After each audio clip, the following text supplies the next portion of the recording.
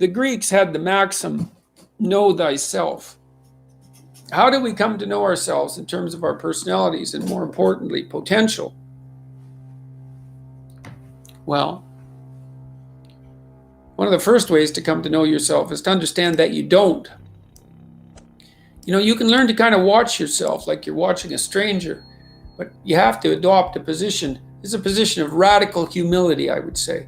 Humility in two senses. So one sense would be the humility of recognizing your ignorance. So you have to understand that you don't know who you are. And that's not easy to understand because you think you know. But then, you remember you can't control yourself very well. You're not very disciplined. You're full of flaws. Maybe you don't know yourself as well as you think. But it's hard to get low enough to understand how deeply it is the case that you are ignorant about who you are. Now, there's an upside to that too, which also is that you're also ignorant about who you could be. And so the discovery of that, is some reward for the horror of determining who you actually are. And then I would say, well, then you watch yourself. You watch yourself like you're watching a stranger. You watch what you say and you listen. You think, well, what sort of person would say that? And how am I reacting emotionally when I'm communicating in that manner? Is that making me feel stronger or weaker? Is it filling me with shame? Is it helping my confidence? Am I laying out a lie? Am I deceiving myself and other people? Am I adopting this personality at parties that is designed to impress and to amuse, and it comes across as nothing but like self-centered narcissism? What are my dark fantasies? What are my aggressive fantasies? What is it that I'm willing to do? What am I interested in so that I'll spontaneously pursue it?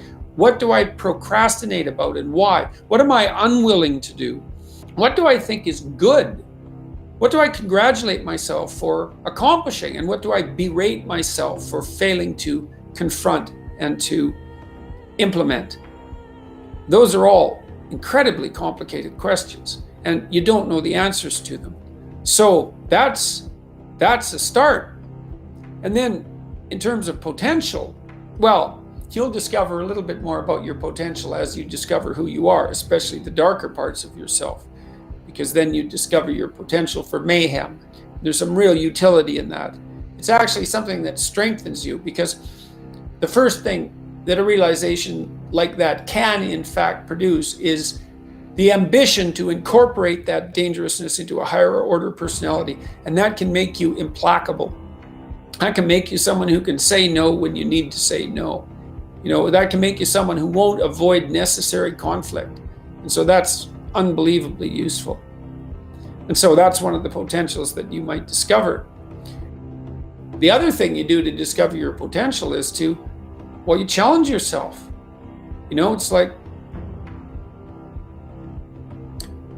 Rule 4 in my book, 12 Rules for Life, is compare yourself to who you were yesterday and not to who someone else is today. And that's kind of a good way to start this. It's like, well, take a bit of a look at yourself and think about what's not so good that you could improve, that you should improve by your own standards, and that you would improve, and set yourself a little goal. Maybe you're not studying at all and you're at university. Or maybe you're at work and you've got this stack of paper there, and you haven't looked at that damn stack for like a month, and you know that you should be, and you're bothering yourself at night because you're avoiding that. Think, well, I've avoided that stack of paper completely for 1 month. I'm quite a coward when it comes to whatever snakes might be hidden in that stack of paper. How about tomorrow I just put that stack of paper in front of me on my desk and I glance through it for 15 seconds. See if I can do that. It's like, well, you set yourself a goal of improvement. It's a humble goal, because really, are you such a coward that the best that you can bloody well manage after a month of avoidance is 15 seconds of exposure to a stack of paper? It could easily be. You've been avoiding it. So you're obviously afraid of it. And so the situation could be that dismal and dire. And you might think, well, geez, it's no balm to my ego. It's not fostering the strength of my ego to recognizing myself someone who could only withstand 15 seconds of exposure to that thing I'm afraid of. And so that's a form of humility too. It's like there's things you could do to improve, and you know what they are. And there's small steps that you could take, that you might take, that would put you in that direction. And then the question is, are you big enough to take those small steps? Are you capable of grappling with the fact that you're fundamentally flawed to the point where you have to break things down into almost childlike steps in order to manage them? And the answer to that is, yeah, you are. And that's the lot of, I don't know if it's the lot of everyone. Most people have things they avoid, and they're afraid of. So I would say to some degree, it's the lot of everyone. People vary in the degree to which they've conquered that. And you do meet people from time to time who are extraordinarily disciplined. But most of the time, they've got disciplined in exactly this manner. It's through slow incremental improvement. And then you challenge yourself. It's like, well, could I do this? That would be better. And you find out. And then you think, well, is there something slightly larger and more challenging that I could do that would be better? And you try it and you find out. And as you try it and you find out, generally you get better at it and you can take on larger and larger challenges. You take responsibility for yourself. That's part of standing up straight with your shoulders back. It's like, take on the world, man, but only at the level that you can manage. When you're ignorant and biased and deeply flawed and immature, it's where everyone starts. You don't want to bite off more than you can chew, but it doesn't mean that you can't wrestle with part of reality.